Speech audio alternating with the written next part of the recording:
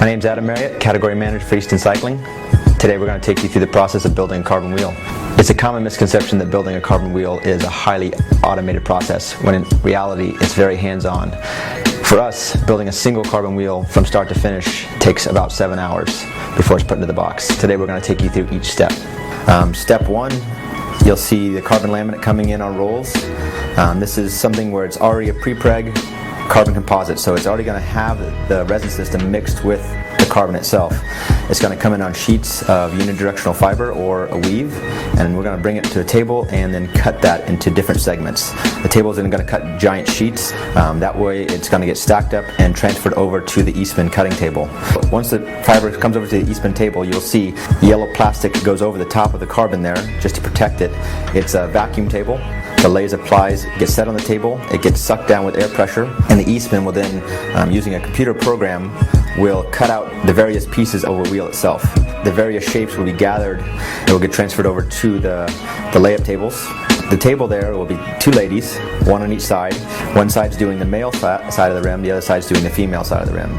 On the preform, they have an aluminum core with latex over the aluminum core. They're going to take those various laminate pieces that you saw being cut out on the Eastman table and lay them onto that half of the rim, right on top of that latex core.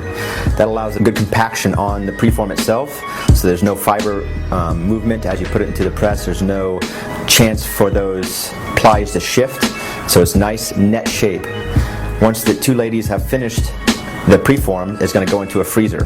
Once it comes out of the freezer, then the latex has shrunken enough that you can pull the preform out from inside of that half of the rim.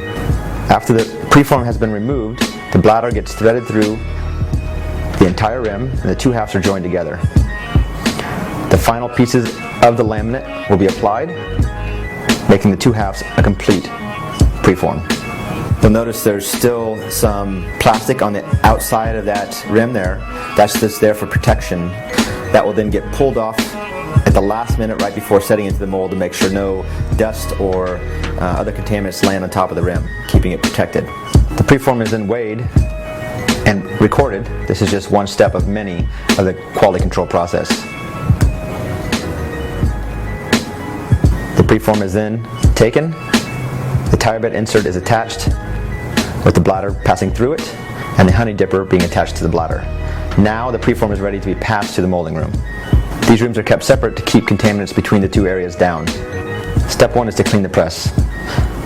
First with brush, then with the vacuum, then with the rag and chemicals. It's important to make sure the press is clean so no contaminants will get on the preform. Next, temperature measurements will be taken at various spots on the mold to make sure temperature is consistent. The plastic is then removed from the preform and is set into the mold.